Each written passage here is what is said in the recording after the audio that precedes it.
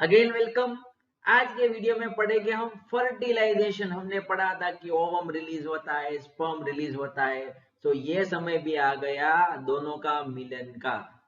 तो चलिए स्टार्ट करते हैं। अवेरनेटिव सेशन, पॉजिटिव थिंकिंग वाला सेशन, जो हमें क्लियरली पढ़ना है, जिससे हमें बहुत सारी इंफॉर्मेशन मिलने वाली है और ये कॉम्पिटिटिव एग्जाम में और नीट के एग्जाम में भी काम आने वाला है। तो चलो, सबसे पहले क्या होगा? सबसे पहले होगा कॉप्यूलेशन। कॉप्यूलेशन यानी कि क्या? Male and female sexual contact में आएंगे। तो ये आप देख सकते हैं, यहाँ पे ये मेल बॉडी है, ये फीमेल बॉडी है। ये मेल का पेनिस जो है ये फीमेल के अंदर इंसेमिनेट हुआ, यानी कि अंदर ट्रांसपोर्ट हुआ, अंदर एंटर हुआ, इनसेमिनेट हुआ। तो अभी क्या होने वाला है, इस डायग्राम से पढ़िए, ये देख लीजिए। मान लीजिए ये पेनिस है, इसके अंदर स्पर्म रिलीज होते हैं और ये स्पर्म जो होते हैं वेजाइना के अंदर ट्रांसफर होते हैं। सो ये आपको पता चल गया। और ये स्पर्म में सीमेन होता है। ठीक है, ये स्पर्म जो है ये रैपिडली फास्ट मूवमेंट करते हैं। हमने पढ़ा था 60% स्पर्म जो है वो नॉर्मल एंड 40% जो स्पर्म है वो विग्रस मोटिलिटी शो करेंगे। और ये कहां तक पहुंचने वाले हैं, इस डायग्राम में आप देख लीजिए। यहाँ पर मैंने शो किया है, ये पूरा डायग्राम देख लीजिए। ये देख लीजिए आप, ये स्पर्म यहाँ तक पहुंचेगा। ये क्या है? ये एम्प्यूलरी रीजन है फेलोपियन ट्यूब का। और क्या होना, अगर जब ओवरी ओवम रिलीज करेगी तो ये दोनों यहाँ पर फ्यूज होंगे, दोनों ये कंबाइन होंगे, दोनों मिलेंगे। यहाँ पर ओवम जो है वो ओवरी से रिलीज होगी और कहां तक पहुंचेगी? एम्प्यूलरी रीजन तक, फेलोपियन ट्यूब में। स्पर्म कहां तक ट्रांसफर होगा? स्पर्म भी एम्प्यूलरी रीजन तक ट्रांसपोर्ट होगा। जब ये दोनों एक दूसरे से मिलेंगे एक साथ, तभी दोनों फ्यूज होंगे। उस प्रोसेस को हम बोलते हैं फर्टिलाइजेशन। सो फर्टिलाइजेशन यानी कि क्या? The process of fusion of A sperm and ovum. The fusion of male gamete and female gamete is called fertilization. So यहाँ पर fertilization होगा, फेलोपियन ट्यूब में fertilization होगा, याद रखना। ठीक है, जब ये नहीं मिलेंगे तो भले ही कॉपुलेशन हुआ हो, भले ही सेक्सुअल कांटेक्ट हुआ हो, लेकिन फर्टिलाइजेशन नहीं होगा और प्रेगनेंसी नहीं होगी। सो हर एक बार ये पॉसिबल नहीं है कि ये मिल ही जाए, इसलिए बहुत ज्यादा ट्राई करनी पड़ती है। ठीक है, उसके लिए बहुत सारे फैक्टर रिस्पॉन्सिबल भी होते हैं। तो चलिए आगे बढ़ते हैं। अभी फर्टिलाइजेशन में क्या होने वाला है? फर्टिलाइजेशन में मैंने बता दिया कि दोनों फ्यूज होंगे। तो इस दरमियान क्या होगा? स्पर्म लेयर, जो बहुत सारे स्पर्म रिलीज होते हैं, उसमें से एक स्पर्म जो है, ये आप देख सकते हैं, ये है ओवम। आप डायग्राम में देखिए, ये है पूरी ओवम। ओवम में एक लेयर है जिसका नाम है जोना पेल्यूसिडा। ये प्रोटीनिक लेयर है, इसमें स्पर्म जो है वो एंटर होंगे। ये लेयर को प्रोटियोलाइटिक एंजाइम से हमने पढ़ा था। क्या पढ़ा था? कि स्पर्म के हेड रीजन को एक्रोसोम बोलते हैं, उसमें एंजाइम्स होते हैं और ये एक्रोसोम की एंजाइम की मदद से ये जोना पेल्यूसिडा का डिग्रेडेशन होता है और ये स्पर्म जो है ये अंदर एंटर करता है। ठीक है, ये आपको याद रखना है। तो एक टाइम पर एक ही स्पर्म एंट्री करेगा। जो भी जोना पेल्यूसिडा का लेयर तोड़ेगा वही अंदर जो है वो एंटर हो पाएगा, बाकी सब स्पर्म जो है वो वेस्ट हो जाएंगे। ठीक है, सो अभी हमने क्या पढ़ा कि स्पर्म जो है वो ओवम के अंदर एंटर हो गया। सो ओवम में आपको पता है ये सेकेंडरी oocyst है, सेकेंडरी oocyst हमने पढ़ा था। आपको पता oogenesis में प्राइमरी oocyst में से सेकेंडरी oocyst। तो अब ये सेकेंडरी oocyst क्या करेगा? जब स्पर्म एंड सेकेंडरी oocyst ये दोनों मिलेंगे तो ये फर्टिलाइज होंगे और उसके बाद सेकेंडरी oocyst का डिवीजन होगा। डिवीजन में ये क्या फॉर्म करेगा? डिवीजन में एक ओवम फॉर्म करेगा और एक secondary polar body. Polar body का कुछ भी काम नहीं है, ये ओवम जो है ये स्पर्म से फ्यूज हो जाएगा और ये जायगोट फॉर्म करेगा। तो मैंने बताया था ना कि फर्टिलाइजेशन होगा, उसके बाद सेकेंडरी उसका डिवीजन होगा, उसके बाद ओवम प्रोड्यूस होता है। ये यहाँ पे प्रूव हो गया। ठीक है, सो ये आपको याद रखना है, ये आपको भूल नहीं जाना है। ठीक है, सो ये हो गया फर्टिलाइजेशन। और एक मजेदार बात बता दूं एक्स्ट्रा पॉइंट के तौर पर, कार्योगेमी। आपको पता है कि स्पर्म है जिसमें हेड रीजन है, जिसमें मिडल रीजन है, जिसमें टेल रीजन है। तो ये क्या होगा, ये हेड रीजन जो है ये टेल एंड मिडल लेयर से अलग हो जाएगा, और ये हेड रीजन के ऊपर से जो लेयर है मेम्ब्रेन है वो निकल जाएगी। इसलिए उसको अभी बोलेंगे हम मेल प्रोन्यूक्लियस। वैसे ही ओवम में होगा, ओवम में भी जो है वो ऊपर का लेयर जो है वो निकल जाएगा, इसलिए ओवम को भी बोलेंगे हम फीमेल प्रो न्यूक्लियाई। सो ये दोनों के ऊपर से न्यूक्लियर मेम्ब्रेन निकल जाएगी। ठीक है, सो अभी क्या बचा, इसमें क्रोमोसोम्स बचे। आप देख सकते हैं डायग्राम में, ये है क्रोमोसोम, ये है क्रोमोसोम।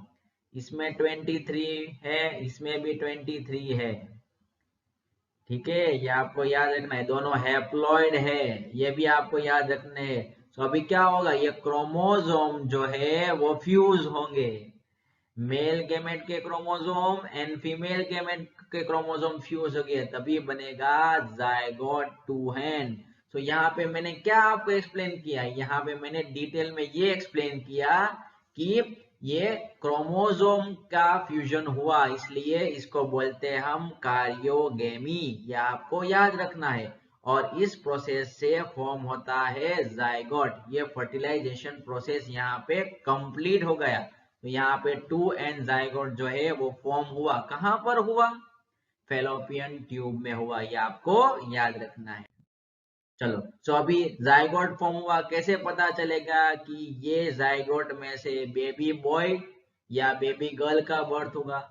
तो इसके लिए अभी मैं आपको बता दूं कि हर एक सेल में टोटल 46 पेयर ऑफ 46 क्रोमोसोम होते हैं, यानी कि 23 पेयर, जिसमें से 22 पेयर्स यानी कि 44 जो है उसको हम बोलते हैं ऑटोजोम्स। ऑटोजोम्स के माना है ये दोनों में सेम होते हैं, जो मॉर्फोलॉजिकल कैरेक्टर के लिए रिस्पॉन्सिबल है। एक पेयर के क्रोमोसोम है, एक पेयर यानी कि 2, इसको बोलते हैं सेक्स क्रोमोसोम। सेक्स क्रोमोसोम यानी कि ये सेक्स को डिटरमाइन करेगा, ये मेल एंड फीमेल को डिटरमाइन करेगा, ये बेबी बॉय बेबी गर्ल को डिटरमाइन करेगा, इसलिए उसको हम सेक्स क्रोमोसोम बोलते हैं। जो मेल में XY है, फीमेल में XX है। मेल में स्पर्म के अंदर होते हैं और फीमेल में एग के अंदर होते हैं, ओवम के अंदर होते हैं। तो मेल में X एंड Y है तो ये हेटेरोजाइगस है, फीमेल में XX है तो ये होमोजाइगस हुई है। ठीक है, चलो अभी जब कॉपुलेशन होगा तो फादर का XY, मदर का XX, इन दोनों में से एक क्रोमोसोम की, चलो एक क्रोमोसोम है हैप्लॉइड, हैप्लॉइड क्रोमोसोम फादर में से, हैप्लॉइड क्रोमोसोम मदर में से, दोनों फ्यूज होंगे और जाइगोट होगा। तो कौन सा क्रोमोसोम फ्यूज होगा, ये पॉसिबिलिटी कितनी है, चलो मैं आपको ये बता देता हूँ। मान लीजिए कि XY में से X क्रोमोसोम जो है वो फीमेल के X क्रोमोसोम के साथ फ्यूज हुआ, तो क्या बना, डॉटर बनी XX। ठीक है, अगर Y क्रोमोसोम जो है वो एग को फर्टिलाइज करेगा तो क्या फॉर्म होगा, XY फॉर्म होगा। ठीक है, तो यहाँ पे 50% पॉसिबिलिटी है बेबी बॉय की या बेबी गर्ल की। ठीक है, आपको ये याद रखना है, वेरी सिंपल है। If sperm containing X chromosome fertilizes the egg, then it become female, daughter. If Y containing chromosome fertilizes the egg, then it become male, baby boy, son. Is it clear. तो यहाँ पे और मजेदार बात बता दूं, जो कम्युनिटी में जो है एक बहुत गलत फहमी है कि mother is responsible for giving birth to the baby boy और baby girl. No, Y chromosome किसके पास है, वाई क्रोमोसोम जो है वो मेल के पास है। So male is responsible for giving birth to the, determining birth to the baby boy. Baby boy को जन्म देने के लिए स्पर्म में जो वाई क्रोमोसोम है वो रिस्पॉन्सिबल है, मदर का कोई रोल नहीं है इसमें। So please don't blame it, इसलिए मैंने बोला ये अवेयर सेशन है। क्या लिखा, scientifically it is correct to say that the sex of the baby is determined by the father, क्योंकि फादर के पास Y एंड X दोनों है, इसके ऊपर डिपेंड रहता है। मदर के पास तो X ही है, okay, not by the mother. ये आपको पूरा याद रखना है और लोगों को गलत फहमियां दूर करनी है। चलो सही है, फर्टिलाइजेशन हो गया, जायगोट फॉर्म हो गया, ठीक है। तो अभी जायगोट जो है इसका माइटोटिकली डिवीजन होगा और ये इस्थमस यानी कि ये ओविडक्ट की ओर बढ़ेगा, फेलोपियन ट्यूब की ओर आगे बढ़ेगा, ठीक है। तो सबसे पहले क्या होगा, सबसे पहले एक क्लीवेज फॉर्म होगा, यानी कि सेल का डिवीजन होगा। सबसे पहले एक में से 2 सेल, 2 में से 4, 4 में से 8, 8 में से 16, ये माइटोटिकली डिवाइड होंगे। आप यहाँ पर देख सकते हैं डायग्राम में, ये देख लीजिए आप, ये है फर्स्ट क्लीवेज यानी कि फर्स्ट डिवीजन स्टार्ट हुआ, ये 2 सेल डिवाइड हुआ, 2 सेल, ये 4 सेल वाला स्टेज, ये 8 सेल वाला स्टेज, ये आगे जाके 16 स्टेज वाला सेट, ये फॉर्म उसको हम बोलते हैं ब्लास्टोमर्स, ठीक है। अभी इसका नाम क्या हो गया, ब्लास्टोमर्स, जाइगोट से हो गया ब्लास्टोमर्स, ब्लास्टोमियर्स। सो ये बहुत सारे ब्लास्टोमियर्स जब फॉर्म होंगे, कितने, 8 to 16 ब्लास्टोमियर जब फॉर्म होंगे उसको हम बोलते हैं मोर्यूला, जो मैंने यहाँ पर डायग्राम में शो किया है, मोर्यूला आप देख लीजिए। 8 to 16 ब्लास्टोमर जो फॉर्म हुए उसको हम बोलते हैं मोर्यूला। ये मोर्यूला अगेन डिवाइड होगा और उसका कन्वर्जन होगा ब्लास्टोसिस में। तो आप देख सकते हैं ये वाला, ये ब्लास्टोसिस में कन्वर्ट हो गया। ये रैपिडली डिवीजन ही है, कुछ और नहीं है। लेकिन एक बात आपने नोट की कि ये देख लीजिए, ये फर्टिलाइजेशन के बाद इसका पाथ क्या है, ये ओविडक्ट से, फेलोपियन ट्यूब से यूटेरस की ओर बढ़ने लगा, ये मैजिक बात है। तो आप देख लीजिए, ये ब्लास्टोसिस्ट है वो यूटेरस की वॉल तरफ बढ़ने लगा है, ये मैजिक बात, ये पढ़नी है। कितने दिन लगते हैं इसको, इसको 6 से 9 दिन लगते हैं यहाँ तक पहुंचने के लिए। तो जब जाइगोट फॉर्म हो जाता है तो उसके बाद 9 दिन के 9 या 10 दिन के अंदर ये यूटेरस की ओर पहुंच जाएगा, ठीक है। सो ये ब्लास्टोसिस फॉर्म हुआ, कहां पर ये मूवमेंट करता है, यूटेरस की ओर, ये आपको याद रखना है। चलो मैंने यहाँ पे ये शो कर दिया, ये ब्लास्टोसिस्ट है जिसके अंदर ब्लास्टोमियर है, ओके।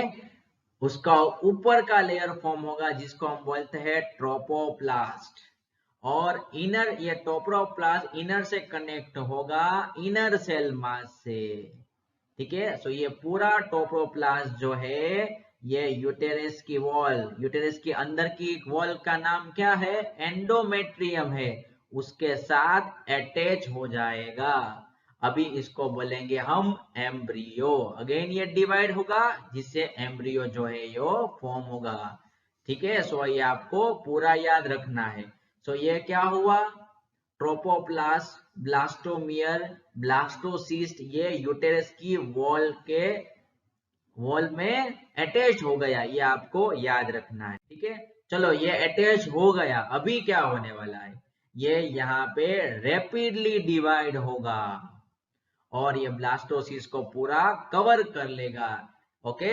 इसलिए इस प्रोसेस को हम बोलते हैं इम्प्लांटेशन, यानी कि attachment of blastocyst at endometrium in uterus. आप यहाँ पर देख सकते हैं ये अटैच हो गया, ये सिग्नल है प्रेगनेंसी डिटेक्ट करने का। जब डॉक्टर चेक करते हैं तो ये चेक करते हैं कि ये यूटेरस की वॉल पर एम्ब्रियो अटैच हो गया है, इम्प्लांटेशन हो गया है, ये डॉक्टर चेक करते हैं। सो ये इंडिकेशन है प्रेगनेंसी का, ठीक है। सो ये ब्लास्टोसिस यानी कि एम्ब्रियो, अभी हम बोलेंगे एम्ब्रियो क्योंकि बहुत सारा डिवीजन होगा और एम्ब्रियो फॉर्म हो जाएगा। ये गेस्टेशन का फर्स्ट स्टेज है जो हम आगे पढ़ने वाले हैं, ठीक है। पूरा इंफॉर्मेशन क्लियर हो गया तो प्लीज शेयर कीजिए, सब्सक्राइब कीजिए और कमेंट भी डाल दीजिए।